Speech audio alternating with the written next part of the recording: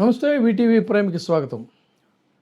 NT Ramarao గారి జన్మదినోత్సవం లేకపోతే ఆయన వర్ధంతో వచ్చినప్పుడల్లా ఒక వార్త ప్రధానంగా చోటు చేసుకుంటూ ఉంటుంది. ఏంటంటే ఎన్టీఆర్కి భారతరత్న ఇవ్వాలి, లేదు అంటే తెలుగుదేశం పార్టీ వార్షికోత్సవాలు ఇంకేవో జరిగినప్పుడు ఇంకొకళ్ళు ఎవరో ఒకళ్ళు మాట్లాడుతుంటారు ఎన్టీ రామారావు గారికి భారతరత్న ఇవ్వాలని. కానీ ఆ తెలుగుదేశం పార్టీని ఆయన నుంచి తీసుకున్నటువంటి అగ్రనాయకులు మాత్రం ఎక్కడ ఈ భారతరత్న ఊసు అనేది మాత్రం వాళ్ళు మాత్రం తీసుకురారు. ఎందుకంటే భారతరత్న ఎన్టీ రామారావు గారికి ఇప్పుడు కూటమి ప్రభుత్వంలో ప్రధానంగా కీలకమైనటువంటి భాగస్వామిగా ఉన్నది తెలుగుదేశం పార్టీ.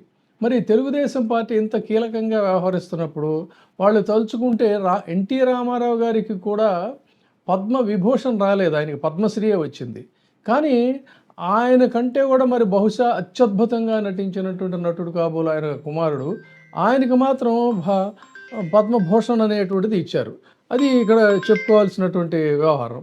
మరి ఈయనకు భారతరత్న ఎందుకు రాదు అనేదే ఒక $1 మిలియన్ ప్రశ్నగానే ఎప్పటికప్పుడు మిగిలిపోతూ ఉంది.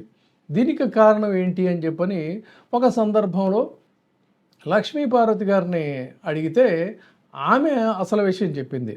అసలు రామారావు గారికి భారతరత్న ఇప్పుడు కాదండి, ఎప్పుడో ఇవ్వాల్సింది. వాస్తవానికి వాజ్పేయి గారు ఉన్నప్పుడే ఈ ప్రపోజల్ అనేటువంటిది వచ్చింది. కానీ ఆయనకి ఇవ్వకుండా అడ్డుపడుతున్నటువంటిది ఆయన నుంచి పార్టీ లాగేసుకున్నటువంటి శక్తులే అని చెప్పని అంటే ఇది బహుశా ఆవిడకి ఏంటంటే వాళ్ళంటే పడదు కాబట్టి అందుకోసం ఆవిడ చెప్తుందేమో అని చెప్పని మనం అనుకోవచ్చు. కానీ ఆవిడ చెప్పినటువంటి వాస్తవాలు విన్న తర్వాత ఇదే అసలు కారణం ఏంటుంది. లేకపోతే ఎంతసేపు అని రామారావు గారి భారతరత్న ఇవ్వడం అనేది, పోనీ భారతరత్నకి ఆయన అర్హుడు కాదా అంటే అన్ని విధాలుగా కూడా ఆయన అర్హుడే. ఎంజీఆర్ గారికి ఎప్పుడో భారతరత్న ఇచ్చారు.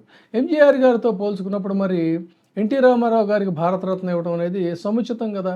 ఒక ఎన్డీఏ అనేటువంటి కాంగ్రెస్ ఆ రోజుల్లో బలంగా ఉన్నప్పుడు కాంగ్రెసేతర ప్రతిపక్షాలన్నిటినీ కూడా ఏకతాటి మీదకి తీసుకొచ్చి వాళ్ళని ఐక్యం చేసినటువంటి వ్యక్తి. తర్వాత దక్షిణ భారతదేశ రాజకీయాలు కూడా జాతీయ రాజకీయాల్లో అత్యంత కీలక భూమిక వహిస్తాయని చెప్పని రుజువు చేసినటువంటి వ్యక్తి.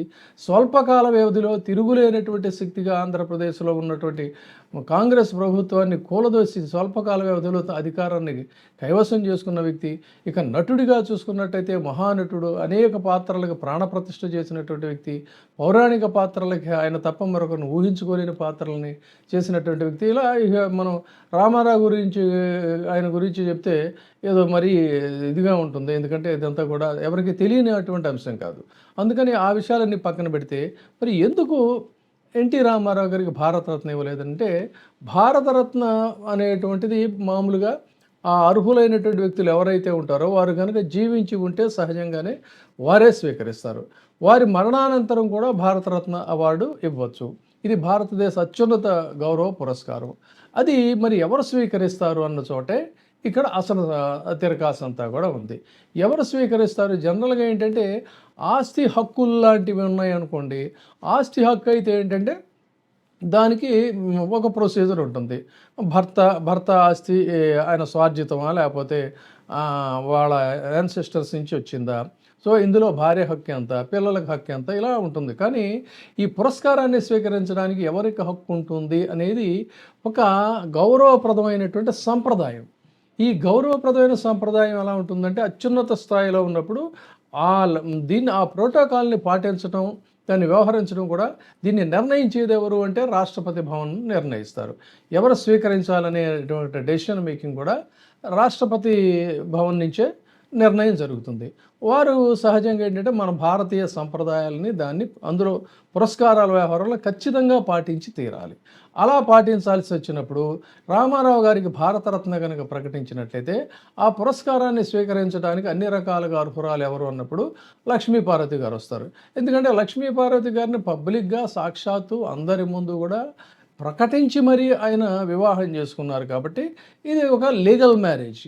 అది వీళ్ళు ఏదో ఇదే వాకులు చెవాకులు పేలుతున్నట్టుగా రాజకీయాల్లో అయితే విమర్శలు ఎన్ని రకాలైనటువంటి విమర్శలైనా చేయొచ్చు. కానీ వాస్తవంగా ఏంటంటే ఆయన తన సహధర్మచారిని అని చెప్పిన పబ్లిక్గా ఆయన అనౌన్స్ చేసినటువంటి వ్యక్తి వారు. కాబట్టి ఈ అవార్డుని స్వీకరించడానికి అన్ని రకాలుగా కూడా లక్ష్మీపార్వతి గారు అర్హులవుతారు. అయితే ఆమె గనక సమ్మతించినట్లయితే అప్పుడు ఆయన కుమార్తెలు కానీ కుమారులు కానీ ఎవరైనా కూడా స్వీకరించవచ్చు.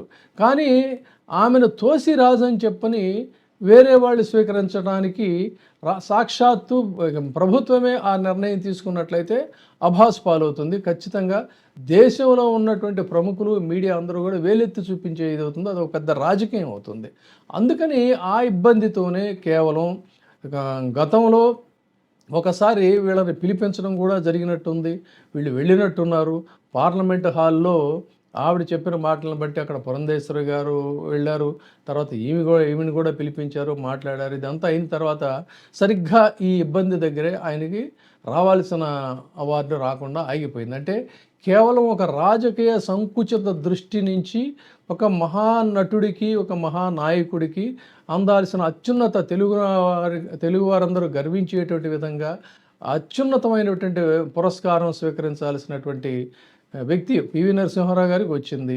ఆ తర్వాత అంతకంటే ముందే రావాలి, పోనీ తర్వాత అయినా రావాల్సినటువంటి రామారావు గారికి కేవలం సంకుచిత రాజకీయాల ప్రాతిపదికగా ఈ అవార్డు, ఈ పురస్కారం ఆమె కనుక స్వీకరించినట్లయితే మనం ఇంత చేసి వృధా అవుతుందనేటువంటి ఒక రాజకీయంతోనే ఈ అవార్డు రావటం లేదనేటువంటిది ఆమె చెప్పిన విషయం తర్వాత వివరాల్లోకి వెళ్ళి మనం పరిశీలించినప్పుడు కూడా ఇదే బహుశా నిజం కాబోలు. అందుకే ఈయనకి జాప్యం అవుతుంది తప్ప లేకపోతే పెద్ద అదొక విషయం ఏమీ కాదు. అది ఆ విధంగా ఆయనకి రావాల్సినటువంటి పురస్కారం రాకుండా అడ్డుపడుతుంది కేవలం.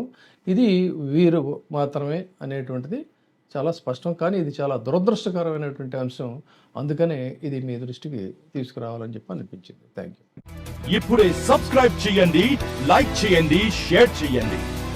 WEIGH TV ప్రైమ్, నీ ఉత్తమాభిరుచుల సమ్మేళనం.